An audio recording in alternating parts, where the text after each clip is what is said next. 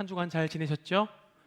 저번 주 주일날 우리는 성령 강림 주일을 맞이해서 성령님께서 우리 안에 계시면 우리에게 있는 구원의 유익, 그것들을 마음껏 누리며 살아갈 수 있다라는 말씀을 듣고 배웠습니다. 그리고 그 예배를 통해서 하나님께 영광 올려드리는 시간을 가졌죠. 우리는 교회에서 또 삶의 자리에서 하나님께 영광을 올리는 자들입니다. 그런데 5월 24일 그 시간, 그때에 미국에서는 전 세계를 충격에 빠뜨리는 기괴한 대회가 열렸었어요. 여러분 알고 계십니까? 아마 모르실 거예요. 왜냐하면 우리는 예배를 드렸기 때문입니다. 바로 기가 막힌 타이밍에 또 꺼지네요. 사진이 나와야 되는데 바로 인핸스드 게임입니다. 이 대회의 별명은 황당하게도 약물 허용 올림픽입니다. 나왔네요. 네. 약물 허용 올림픽. 여기에 나오는 선수들은 아마추어 선수들이 아닙니다. 올림픽 국가대표 선수들, 그리고 작년에도 올림픽 대회에 나갔던 선수들이었어요. 미국 라스베이거스를 중심으로 개최되었습니다. 모든 종류의 약물들, 스테로이드, 호르몬제, 그러한 것들을 마음껏 복용해서 인간의 한계를 한번 뚫어봐라 라는 경기였습니다. 수많은 전문가와 의사들이 우려를 표명했어요. 선수들을 죽이는 행위다, 절대로 하면 안 된다, 우려의 소리를 냈지만 대중들의 반응은 어땠을까요? 과연 약물로 인간의 한계치에 도달한 선수들은 어떤 모습일까? 과연 세계 신기록이 깨질 수 있을까? 이러한 기대와 또 그 가운데에서 자극적인 쾌감을 은근히 누리며 전 세계가 흥분했습니다. 이러한 경기를 기획한 것 자체가 우리 인간 안에 숨겨져 있는 죄성, 쾌감, 흥분, 도파민들을 자극하는 요소가 되었습니다. 경기 종목은요, 수영, 역도, 육상 세 가지였고요. 총 42명의 선수들이 참가했습니다. 상금이 어마어마했는데요. 총 상금이 무려 376억입니다. 376억이요. 총 상금이.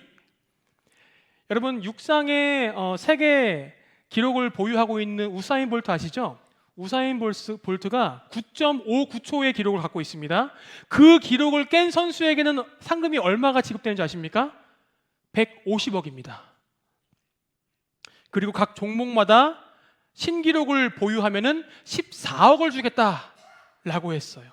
거의 물질 만능주의의 도파민까지 포함돼서 선수들이 거기에 흥분해서 너도 나도 몸을 던져버립니다.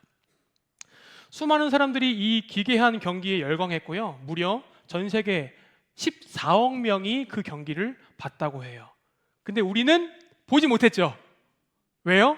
우리는 예배하고 있었으니까. 여러분, 세상은 그렇습니다. 우리는 하나님을 예배합니다. 그런데 우리가 알지 못하는 어느 한 곳에서는요, 도파민의 축제가 벌어지고 있어요. 인간의 한계를 한번 뛰어넘어 보자. 우리가 할 수 있다. 하나님께서 제한 걸어 놓으신 인간의 한계를 뛰어넘어 보자. 우리는 하나님을 예배하고 있지만 저쪽 어디선가는 그러한 기괴한 일들을 벌이고 있다. 그 세상이 뭐다? 우리가 직면해야 할 세상이라는 겁니다. 무한 경쟁의 영, 물질 만능주의의 영, 음란의 영, 여러분 그것이요, 이 경기에 고스란히 투영되어 있었습니다. 더 소름 돋는 것은요, 이 경기 376억이라는 거대 자본을 댄 사람이 있을 거지 않습니까? 여러분, 페이팔의 창업자이며 그리고 실리콘밸리의 거물인 피터 틸이라는 사람입니다. 얼굴 한번 보실까요? 야, 돈을 또 쥐고 있죠, 이렇게. 피터 틸이라는 사람인데요, 이 사람의 종교는 카톨릭 신자입니다.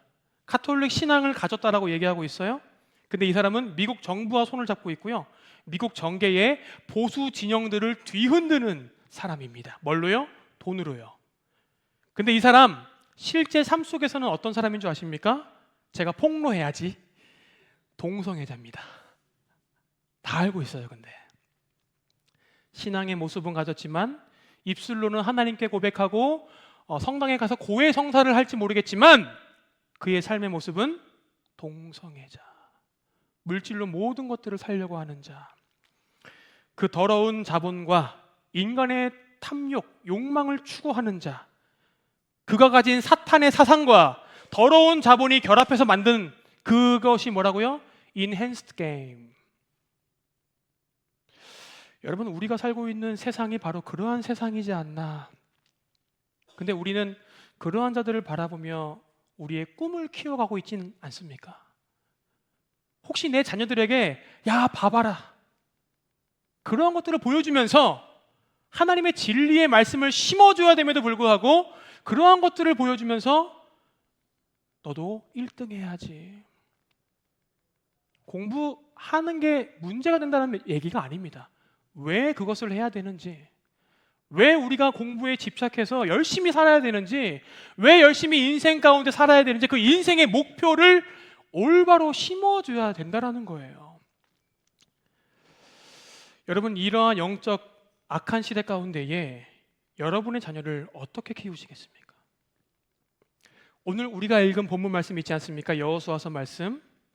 여호수아서 말씀도 사실 지금 이 시대와 똑같습니다. 하나님은 이스라엘 백성들에게 가나안 땅을 주셨죠. 그 땅 가운데에 하나님의 아들로서, 하나님의 사람들로서 그 땅에 딱 들어가면 누가 있습니까? 가나안 백성들이 있습니다.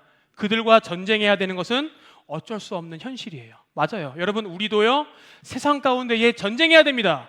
세상의 가치, 그것들을 계속 우리들에게 들어밉니다. 공부해야지, 돈 벌어야지, 인기를 거머쥐어야지, 계속 우리들에게 그것들이 들어와요. 근데 그것이 목적이 뭐예요? 탐욕이라는 거예요. 자기중심이라는 겁니다. 근데 이스라엘 백성들이요, 그 가나안 민족들의 그 우상 숭배의 모습들이 너무너무 탐스러워 보였나 봐요. 이스라엘 백성들 중심에는 누가 있었습니까? 여호수아가 있었습니다. 그런데 그 주위에 있는 수많은 이스라엘 백성들이 지금 뭐 하고 있는 거예요? 그 가나안 땅에 있는 이방신들, 탐욕과 쾌락과 정욕의 신, 미움과 다툼과 분노의 신, 그들을 따라가고 있었습니다. 여호수아를 둘러싼 백성들은 그들의 입술 속에서는 하나님을 찬양합니다, 주님을 사랑합니다라고 고백하고 행동했을지 모르겠지만 여호수아는 그 실상을 분명히 꿰뚫고 있었습니다. 이스라엘 백성들의 명목상으로는 하나님을 예배하는 자였지만 실제로는 우상들을 사랑하는 자들이었다. 하나님께서는요, 분명히 보여주십니다. 그 세상의 가치를 따라가는 자들이 어떻게 될 거라는 것을. 여러분, 가나안 땅 그 신 섬기는 모습이 어떤 줄 아십니까? 그들의 부와 명성을 위해서는요, 자신의 자녀까지도 아낌없이 그 불구덩이에 던져버렸어요. 온갖 음란한 행위를 하며 그의 신들을 섬겼습니다. 분명히 주님께서는 보여주십니다. 우리에게요. 너희들 그들 따라가면은 너희 자녀들을 잃게 될 것이야. 세상의 밥이 될 것이야. 여러분, 근데 우리도 자세히 한번 들여다보면 내 자녀들 혹시 세상의 불구덩이 속으로 던지고 계시진 않습니까? 나의 유익과 나의 자랑을 위해서 1등 해야지, 성공해야지, 세상의 가치 가운데로 그 불구덩이로 던지고 있는 우리의 모습,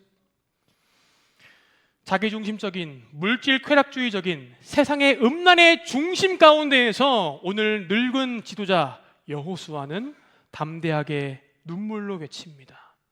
너희가 섬길 자를 오늘 택하라. 오직 나와 내 집은 여호와를 섬기겠노라 라고 담대하게 선포합니다. 뭐라고요? 내 주변에 있는 수많은 이스라엘 백성들이여, 너희가 그들에게 간다 할지라도 나와 내 집안에 있는 자녀들, 내 아내들은 하나님을 택할 것이다. 여호수아가 그 가정을 지키기 위해서요, 얼마나 부진장 노력하고 애썼는지를 그 말을 통해서 우리는 알 수 있습니다. 우리가 이 믿음의 고백이 이루어지기 위해서 정확하게 알아야 될 것이 있습니다. 성경에서 말하고 있는 가정의 역할이 무엇인지, 부모의 역할이 무엇인지 우리는 그것을 알아가 볼 것입니다. 첫 번째, 저를 따라해 주시면 감사하겠습니다. 부모는 자녀에게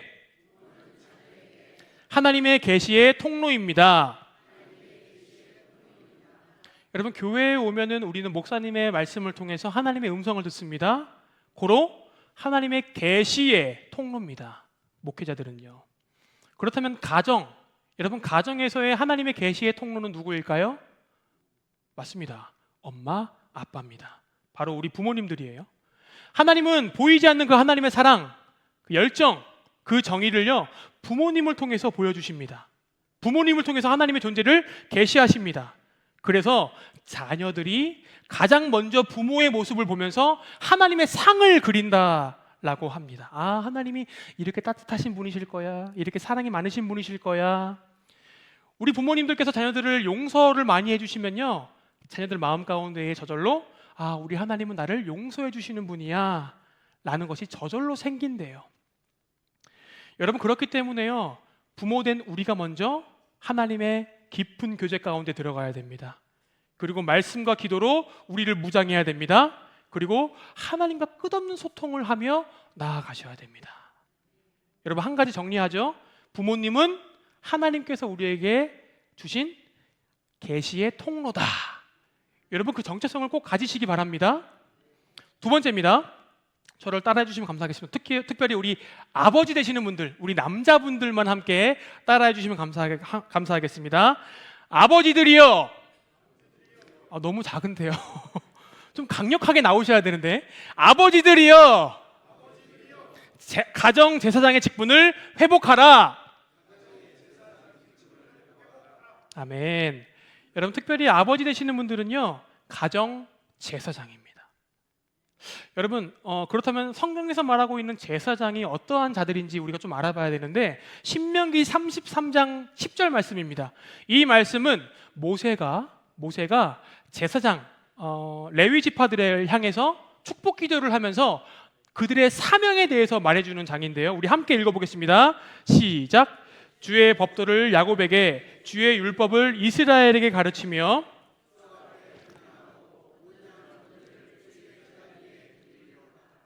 아멘. 여러분, 제사장은요, 피 흘리는 제사만 했던 사람들이 아닙니다. 뭐라고요? 주의 법도를 야곱에게, 주의 율법을 이스라엘에게 가르치며. 여러분, 이게 첫 번째 사명입니다. 제사장의 첫 번째 사명, 가르치는 자입니다. 평상시에는요, 이스라엘 12지파 48개의 성읍 가운데에 그들은 흩어져 삽니다. 정해진 지파들이 있어요. 그들을 양육하고 영적인 스승이 되어서 그 지파들을 관리합니다. 그러다가 다윗 시대 때부터 24반차, 한마디로 24 순서를 가지고 자기 차례가 되면은 성전에 가서 제사장직을 수행합니다. 누구는 물두덩이, 누구는 초를 끄는 자, 초가 꺼지지 않게 지키는 자, 제사를 하는 자, 다 나눠져요. 일주일 동안 그곳에 가서 제사장 직분을 수행합니다. 그리고 와서 또 삶의 자리에서는 뭐 하는 거예요? 말씀을 계속 가르치는 자예요. 여러분, 우리가 누가복음에 보시게 되면은 누가복음 1장에 세례 요한의 아버지의 이름이 나옵니다. 누구예요?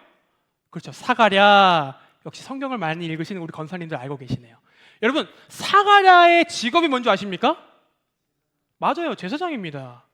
근데 사가랴의 제사장, 사가랴가 어떤 반차인지 아십니까? 제사장 가운데에 아비야의 반차를 따랐다라고 말하고 있어요. 아비야. 그러니까 아비야 제사장들 다 나와라 그러면 사가랴 나가는 거예요. 여러분, 그렇듯이 이 제사장은요, 삶 가운데에서 말씀을 가르치는 자였습니다. 세례 요한이 뭐라고 말합니까? 이 세상이 마지막이 왔다. 회개하라. 천국이 임하였다. 외치지 않습니까? 메뚜기와 석청을 먹으면서 하나님의 말씀을 외치는 자. 여러분, 오늘 설교 제목이 뭐죠? 오직 나와 내 집은 여호와를 섬기겠노라. 여러분, 이 위대한 믿음의 선포 누가 해야겠습니까? 바로 가정 제사장이신 아버지가 하셔야 돼요.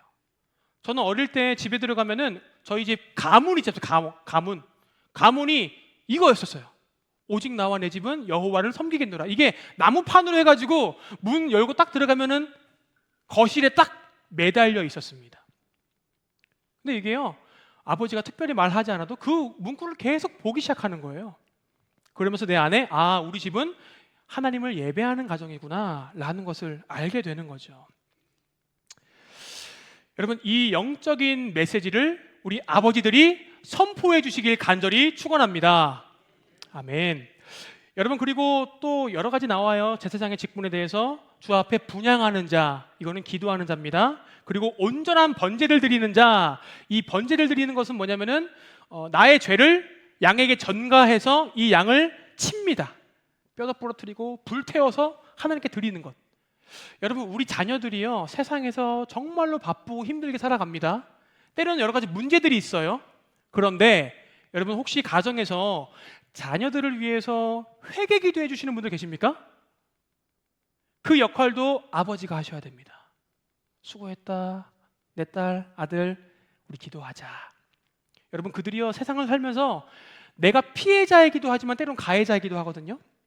그 가운데에서 내가 피해자여서 엄마 아빠 나 이러한 힘든 일이 있었어요 막 말을 합니다. 근데 그 가운데에도 죄악들이 생깁니다. 미움, 분노, 질투, 시기심, 이러한 모든 것들을요, 제사장이신 분들이 회개를 해주셔야 돼요. 자녀들이 못한다면요, 아버지, 어머니가 그 역할을 해주셔야 된다라는 겁니다. 여러분, 우리가 본론으로 들어가기 전에 우리가 누구라고요? 하나님의 계시, 하나님의 말씀을 전하는 통로다. 그리고 특별히 우리 아버지 되시는 분들은 누굽니까? 제사장이다. 이것을 꼭 기억해 두시기 바랍니다. 네, 이거 꼭 기억해 두시기 바랍니다. 여러분, 그래서요, 우리가 이제 실제적으로 그렇다면 우리가 어떠한 교육을 해야 하는가에 대해서 말씀드리려고 합니다. 이러한 악한 도파민이 넘치는 이 시대 가운데에서 오직 나와 내 집은 여호와를 섬긴다라는 이 고백, 우리가 어떻게 자녀들에게 교육을 해야 할까? 첫 번째는요, 진리의 하브루타입니다. 진리의 하브루타. 여러분, 하브루타 많이 들어보셨죠? 하브루타. 우리 자녀들이 어리면 어릴수록 좋습니다. 근데 어리지 않아도 괜찮아요. 목사님, 제 아들, 딸은 다 컸어요. 여러분, 다 커도요, 부모의 역할은 살아 계시다면 부모님의 역할은 여전히 변하지 않습니다. 계시의 통로고요, 제사장이십니다. 그것을 내가 놔버리는 순간 자녀들을 놔버리게 되는 거예요. 그렇기 때문에 여러분, 다 잘 들어주시기 바랍니다. 진짜 하브루타가 있다면 가짜 하브루타가 있겠죠. 현대 교육의 아버지라 불리는 존 듀이라는 사람이 있습니다. 사진 한번 보시죠. 네, 이분이에요. 존 듀이. 이분은 교육 전공자입니다. 이 사람이 아마도 사탄의 진영에서 가장 똑똑한 사람이지 않았을까 생각이 됩니다. 이러한 존 듀이와 같은 인본주의 학자들은요, 은밀하게 영적인 독들을 뿌려놓습니다. 그의 교육의 철학은요, 토론을 앞세웁니다. 토론. 근데 뭘 뺍니까? 하나님을 빼버려요. 인간의 경험을 나누게 합니다. 인간의 자기 생각을 나누게 합니다. 여러분, 근데요, 이게 위험한 게 뭐냐면은 교회 안에서도 들어왔습니다. 큐티. 하나님의 말씀을 읽긴 합니다. 그런데 내 경험, 내 이성, 내 지식을 가지고 그것들을 해석해 버립니다. 하나님께서 전하고자 하시는 뜻이 있습니다. 그 문맥이 있습니다. 근데 그것들을 완전히 배제해 버리고요, 나 이런 거 감동받았어 하고 막 선포해 버립니다. 여러분, 이것은 이제 굉장히 위험한 거예요. 이게 존 듀이적 사상입니다. 이게 뭐냐면요, 인간 경험주의 토론입니다. 이게 지금 우리나라에도 학교 안에서 성행되어지고 있습니다.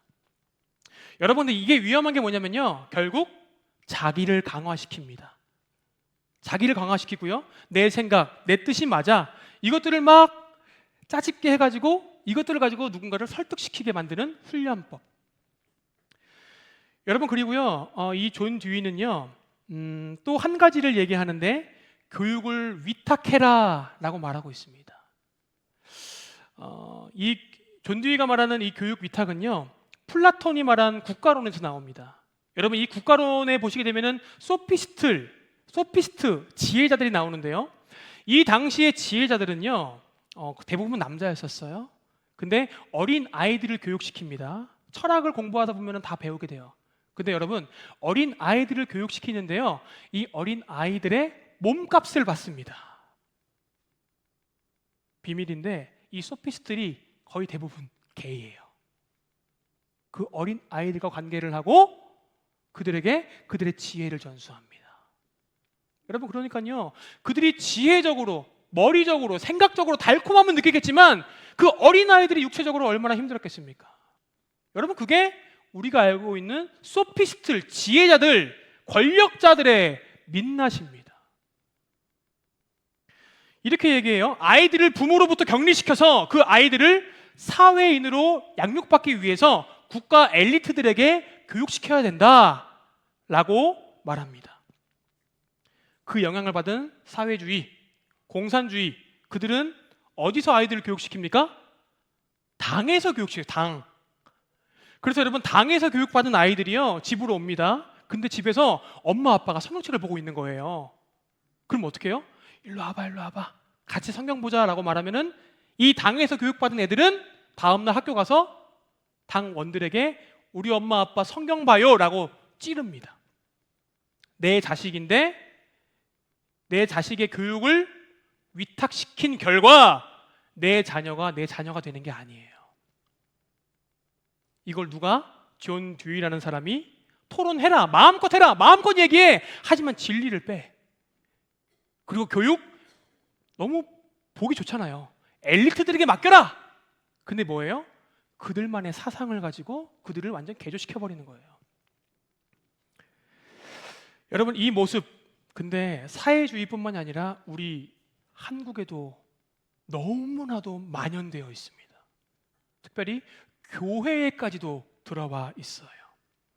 여러분 우리들은 은근히 기대하지 않습니까? 내 자녀들 목사님이, 전도사님이, 선생님들이 말씀 교육 잘 해주시겠지? 여러분 생각해 보십시오. 일주일이 168시간입니다. 잠자는 시간까지 포함해서요. 근데 그 중에 일주일이 168시간인데 그 중에 한 번, 주일날 한 번 1시간 옵니다. 아이들이요. 그런데 우리 아이들이 정말 극적으로 변화가 된다? 여러분 이거는요 놀라운 역사입니다. 정말로요. 한마디로 대부분 변화가 안 일어나요. 여러분 아이들을 수학 공부시키기 위해서 일주일에 한 번 1시간 학원 보내시겠습니까? 아니요. 아이들 국어, 영어 가르치기 위해서 일주일에 한 번 1시간 가르치겠습니까? 아니요. 근데 우리는 왜 자녀들에게 믿음이 중요하다, 하나님의 나라가 중요하다라고 말하면서 왜 그렇게 아이들에게 위탁을 시키는지요? 교회 주일학교 중요합니다. 하지만 더 중요한 것은요, 그 공부 누가 시켜야 됩니까? 부모가 시켜야 된다는 거예요. 부모가 하나님의 계시의 통로고 부모가 제사장이기 때문에 부모가 시켜야 된다. 여러분 근데요, 이 가짜 하브루타의 위험이 너무너무 많은데 그 중에 하나가 그거예요. 부모님들은 자녀들과 함께 좋은 얘기를 하고 있는 줄 알아요. 그런데 자녀들은 노여움을 받고 있습니다. 에베소서 6장 4절에 보시게 되면 이렇게 말하고 있어요. 또 아비들아 너희 자녀들을 노엽게 하지 마라 라고 말하고 있습니다. 이 노엽게 하다는 말이 뜻이 뭐냐면은 숨을 못 쉬게 짓누르다, 짓누르고 압박하다 라는 뜻입니다. 제가 중학교 3학년 때 부끄러운 고백이지만 집을 나갔습니다. 집을 나가서 한 달 이상을 집에 안 들어간 것 같아요. 그 이유가 뭔지 아십니까?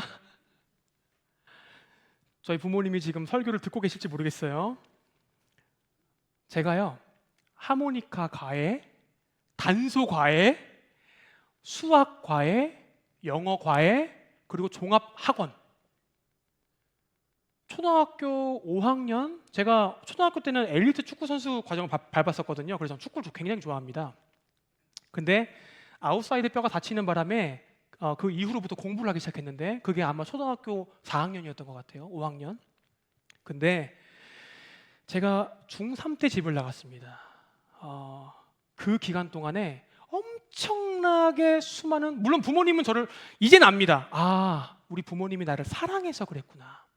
잘 되기 원하는 마음에 그랬구나. 이제는 제가 아는데 그때 당시에는 저는 정말 숨이 막힐 지경이었어요. 이제 조금 커서 중학교 2학년, 중학교 3학년 되니까 핸드폰 생기지 않습니까? 10시만, 저희가 이제 학원 끝나는 시간이 대부분 10시였거든요. 10시 딱 끝나면은 이제 집에 나와서 숨 좀 돌리려고, 밖에 나와서 숨 돌리려고 하는데 전화가 와요. 엄마예요, 아빠예요. 끝났습니다. 가고 있다고요? 너무 죽겠는 거예요. 제가 엄마한테 편지를 씁니다. 장문의 편지를 써요. 저 잠시 쉬는 시간이 필요합니다. 집에 있는 5,000원과 스낵면을 가방에 챙기고 집을 나가요. 저는 아직까지 그때 연약했었던 것 같아요. 이 모든 스케줄을 수용할 수 있는 체력이 안 됐던 것 같아요. 근데 부모님은 너를 위해서. 제가 그 피해자입니다. 제가 그것을 잘 수행했으면 제가 또 모르겠어요. 그래서 제가 그러한 아픔을 제가 갖고 있습니다. 중3이니까 얼마나 중요한 시기예요. 난리가 났죠, 학교에서. 그때까지만 해도 체벌이 있는 시대였지 않습니까? 학교 가자마자 진짜 무진장 맞았습니다. 그리고 일주일 동안 껌 떼고 다녔어요. 그리고 절대 집 나가면 안 되겠다라고 생각을 했죠. 여러분, 근데요, 성경에서는 분명히 말하고 있습니다. 내 자녀를 노엽게 하지 마라. 숨 조이고 짓누르게 하지 마라 라고 말하고 있어요. 여러분, 영상 하나 보시겠습니까? 아이를 의대에 보내기 위해서 어릴 때부터 준비시키는 집이 늘고 있습니다. 그렇다 보니까 요즘 학원에선 초등학생 의대반뿐 아니라 아직 학교에 가지 않은 아이를 상대로 한 강의까지 생겨나고 있습니다. 그 실태를 손기준 기자 취재했습니다. 초등 의대반을 운영하는 서울 목동의 한 학원.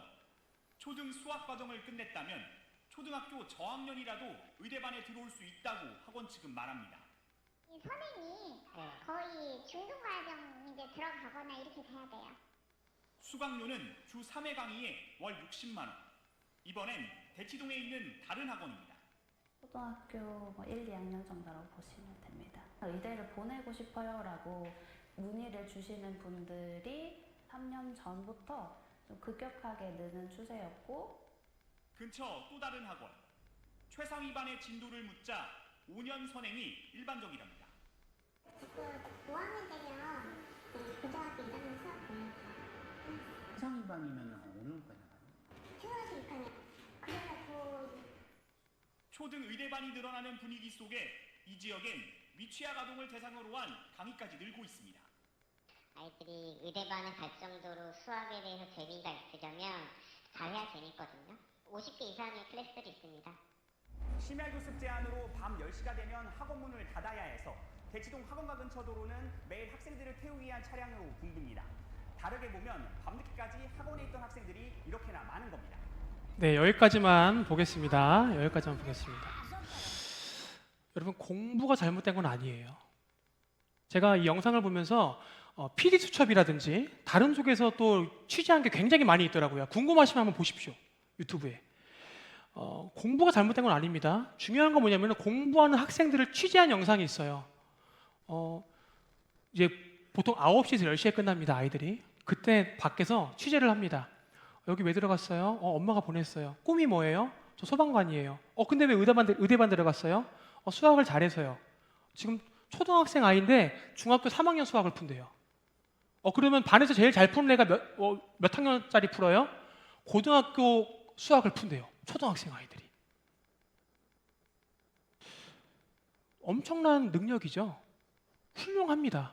근데 그게 잘못된 게 아니에요. 근데 그들이 공부하는 이유가 뚜렷하지가 않습니다. 그 목표가 뚜렷하지 않습니다. 내가 왜 공부를 해야 되는지, 내가 왜 이렇게 수고해야 되는지 뚜렷하지가 않아요. 엄마가 보냈어요. 그리고 그 꿈도 의사가 아니에요. 그런 목표를 크게 잡고 가야 뭐 어디라도 가겠죠. 여러분, 그 가운데에 아이들이 숨이 막혀옵니다. 여러분, 신앙 양육할 때 정말 중요한 것은 뭐냐면요, 이러한 하부루타를 우리가 하고 있지 않나. 이 가짜 하부루타 가운데에서 부모의 야욕, 부모의 욕망이 들어가서 아이들의 숨을 조이고 있지 않나라는 생각을 하게 되었어요. 여러분, 그렇다면 성경에서 말하는 진짜 교육은 무엇일까요? 성경에서 말하는 진짜 하브루타는요, 분명한 기준을 제시해주고 있습니다. 에베소서 4장 6절 말씀인데요, 함께 읽겠습니다. 시작. 오직 주의 교훈과 훈계로 양육하라. 아멘. 뭐라고요? 오직이에요. 이것만 교육해라. 주의 교훈과 훈계로 양육하라. 주의 교훈을 가르쳐라 라고 말하고 있습니다. 이에 주의 교훈이라는 말이 헬라어로 파이데이아라는 말인데요, 이것은 기준을 잡아주다라는 말이에요. 하나님의 뜻, 하나님의 말씀으로 그의 삶의 기준을 잡아주는 것. 공부하는 이유가 뭐야? 잘 먹고 성장해야 되는 이유가 뭐야? 너가 스포츠를 잘해야 되는 이유가 뭐야? 착해야 되는 이유가 뭐니? 이 기준을 잡아주는 겁니다, 자녀들에게. 그게 뭐다? 주의 교훈으로 양육하다라는 겁니다. 여러분, 진짜 하브루타는요, 이 진리를 앞에 두고 하는 대화입니다. 그렇기 때문에 여러분, 밖에서 하는 교육, 그 흉내내는 사람들은요, 리스크가 있죠. 유대인들이 했던 진짜 하브루타는요, 진리를 앞에 놓고 자녀들은 그 진리를 듣습니다. 여러분, 6월절이 되잖아요. 6월절이 되면요, 가족 3대가 다 모입니다. 그리고 7시간 동안 이스라엘 백성들의 구원의 역사, 아빠, 엄마, 할아버지의 구원의 역사를 막 다 듣습니다. 그리고 난 다음에 자녀들이 말을 하기 시작해요. 그리고 여러분, 초막절 아시죠? 초막절. 그거는 7일입니다. 7일 동안에 할아버지, 아빠, 나 3대가 모여서 하나님의 음성을 듣습니다. 그리고 나서 얘기하기 시작해요. 한마디로 하나님의 말씀을 앞에 두고 그들이 얘기한다라는 거예요. 여러분, 그럼 뭐가 됩니까? 아, 엄마 아빠가 이렇게 하나님 만났구나.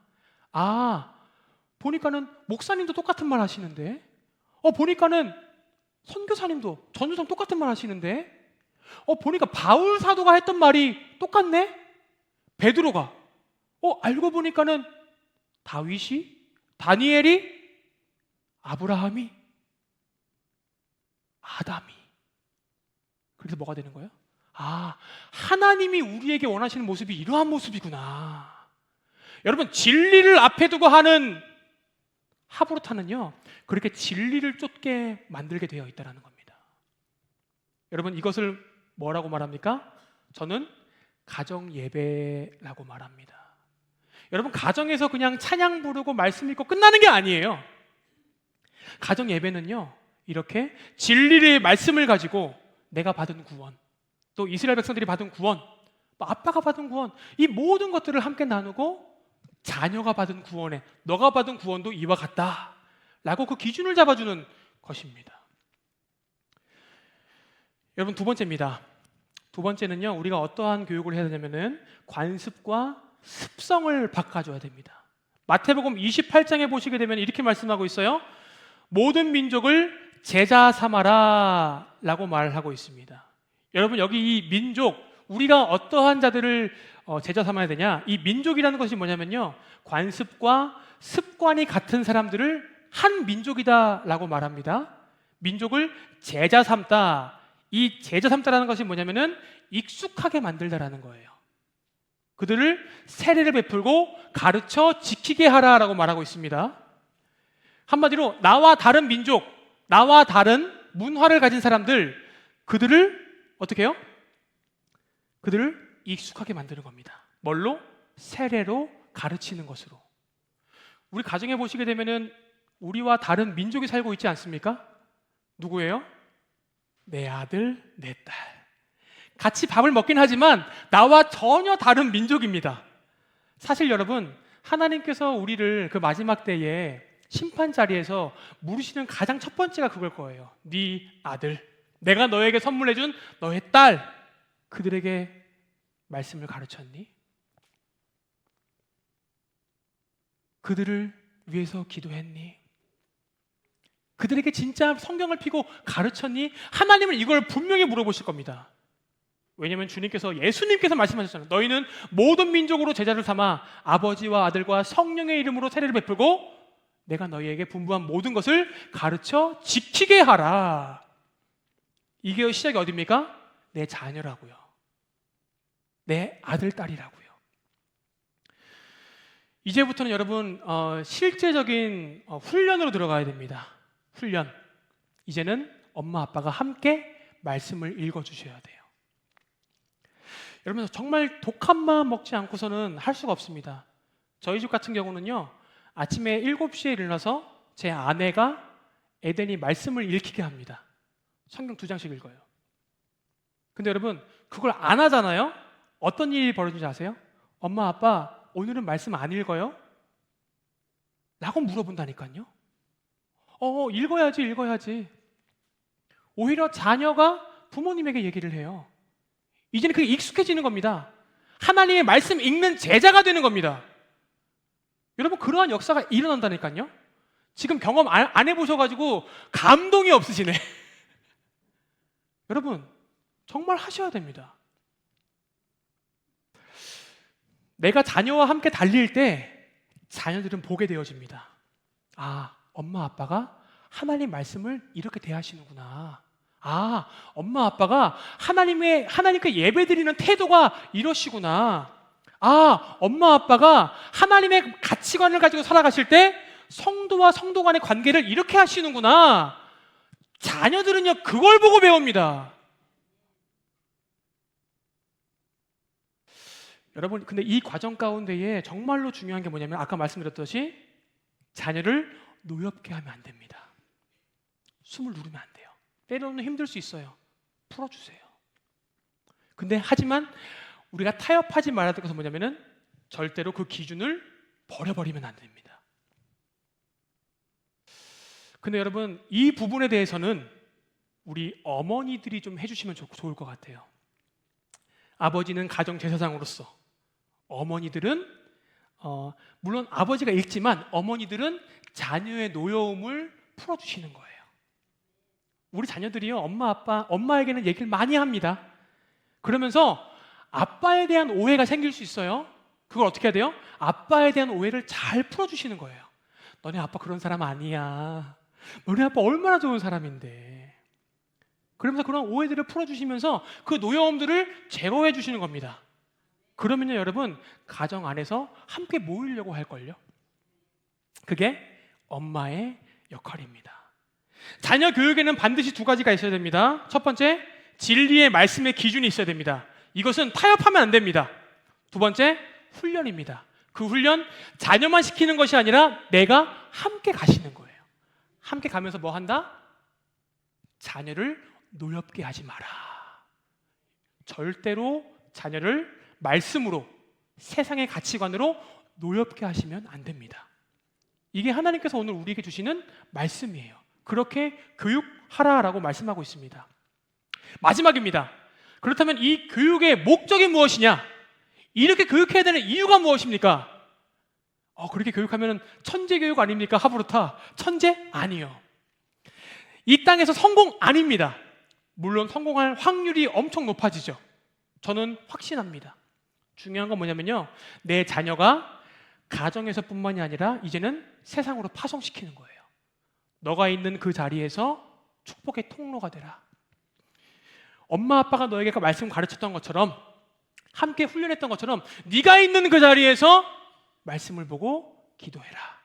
그래서 여러분 예전에 저 어릴 때만 하더라도 학원 복음화, 학교에서 말씀 읽기 운동, 학교에서 기도하기 운동, 그래서 점심시간 때 음악실에 모여서 예배하고 기도했던 시간들이 있습니다.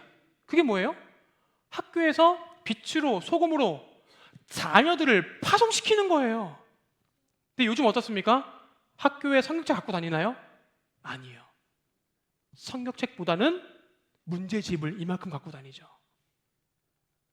그게 우리의 현실이지 않나 라는 생각을 하게 됩니다. 이제 말씀 마무리하겠습니다. 사랑하는 성도님들, 제가 오늘 이 시간 비밀을 말씀드리자면 우리 자녀들도요 엄마 아빠와 함께 하나님의 말씀을 나누기를 기다리고 있어요. 우리 자녀들이 싫어할 것 같죠? 아니에요. 절대 아닙니다. 또 그런 분도 계실 거예요. 아이고 목사님, 우리 애들 다 컸어요 이제. 맞아요. 근데 그 말 가운데에 그러한 말도 담겨 있을걸요. 우리 아들, 딸 다 클 때까지 솔직히 말씀으로 양육 못했습니다. 기도로 양육 못했습니다. 여러분 근데요, 이제부터 하시면 돼요. 그런데 조금 힘드실 거예요. 왜냐하면 아까 전에 말씀드렸던 것처럼 enhanced game, 내 최고치를 올려서 그들은 세상 가운데에서 승리하기 위해서 살아가고 있거든요. 그 가치관을 가지고 있기 때문에 거기다가 하나님 말씀을 넣기가 쉽지가 않습니다. 그래서 어릴 때부터 하시라고 말씀드리는 거예요. 하지만 여러분, 그럼에도 우리는 자녀가 다 컸어도 해야 합니다. 오늘 가정주일날 자녀들을 다 불러 모으십시오. 할아버지가 말씀을 전하시고요, 아빠가 말씀 전하시고요, 자녀들이 그 들은 말씀을 깨달은 것들을 말하게 하십시오.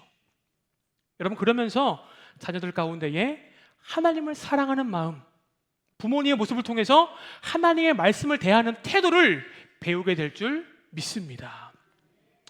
오늘 여호수아가 백성들 앞에서 목숨을 걸고 외쳤던 그 외침, 너희가 섬길 자를 오늘 택하라, 오직 나와 내 집은 여호와를 섬기겠노라.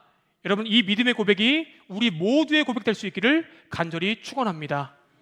오늘 꼭, 아니 내일도 모레도 말씀을 가지고 승리할 수 있는 우리 모두가 될 수 있기를 간절히 축원합니다. 기도하겠습니다. 살아계신 주님 감사합니다. 오늘도 이렇게 주님 말씀을 주시고 이 말씀 가운데에 아버지, 우리의 자신을 다시 한번 돌아봅니다. 아버지, 우리가 세상에 주는 여러 가지 가치관들 가운데에 그것들에 휘둘려 진정 우리가 바라봐야 할 본질을 잃고 살진 않았는지 우리를 회개합니다. 주님 용서하여 주시옵소서. 오늘 이 시간 주님께서 말씀하셨사오니 이 선포되어진 말씀 가운데에 진리이신 말씀을 부여잡고 내가 먼저 하나님 앞에 서며 우리 자녀들을 불러 모아 자녀들 앞에 하나님 말씀을 선포할 수 있는 용기와 믿음을 더하여 주시옵소서. 그럴 때에 우리 자녀들의 마음을 열게 도와주시고 성령 하나님, 그들의 심령 가운데에 믿음의 유익, 구원의 유익을 더하여 주시어서 온전히 하나님을 섬기는 가정 될 수 있도록 역사하여 주시옵소서. 아버지 감사드리며 살아계신 예수님의 이름으로 기도합니다. 아멘. 다 함께 자리에서 일어나셔서 파송에 찬양하시겠습니다.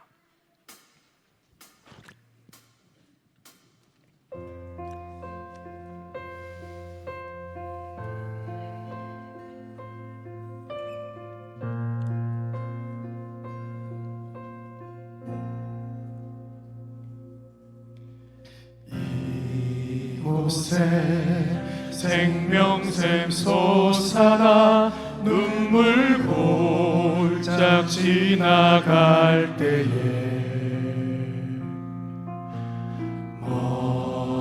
머잖아 열매 맺히고 웃음소리 넘쳐나리라.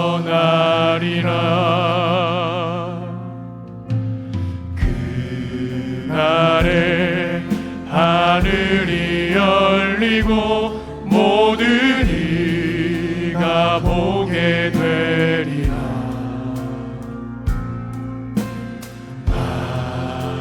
마침내 꽃들이 피고 영광의 주가 오시리라.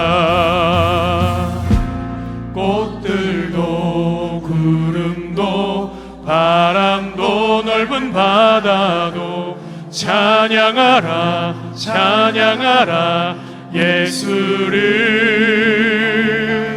하늘을 울리며 노래해 나의 영혼아. 은혜의 주 은혜의 주 은혜의 주.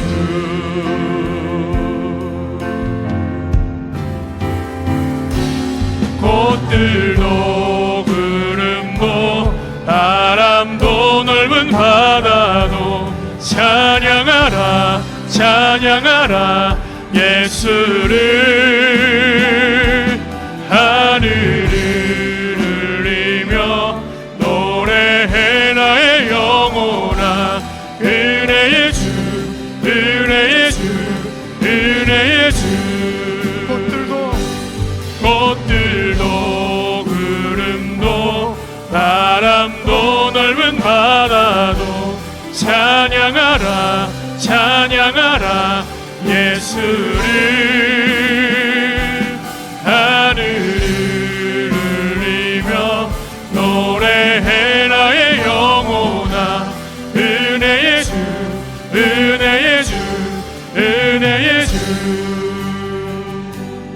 꽃들도 구름도 바람도 넓은 바다도 찬양하라 찬양하라 예수를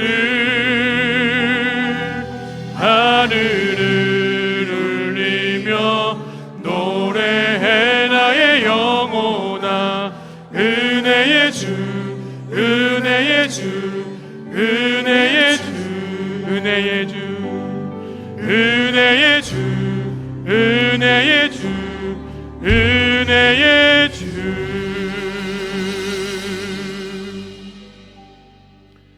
이제는 우리 주 예수 그리스도의 은혜와 하나님 아버지의 사랑하심과 성령님의 교통하심이 세상의 중심에서 오직 나와 내 집은 여호와를 섬기겠노라 믿음의 결단을 하는 모든 성도들과 부모들 머리 위에 절대적인 진리의 말씀을 교육받고 세상 밖으로 파송될 우리 자녀들 머리 위에 우리 모든 성도들의 사업장과 직장과 모든 일터 위에 이제로부터 영원토록 함께 하시기를 간절히 축원하옵나이다. 아멘.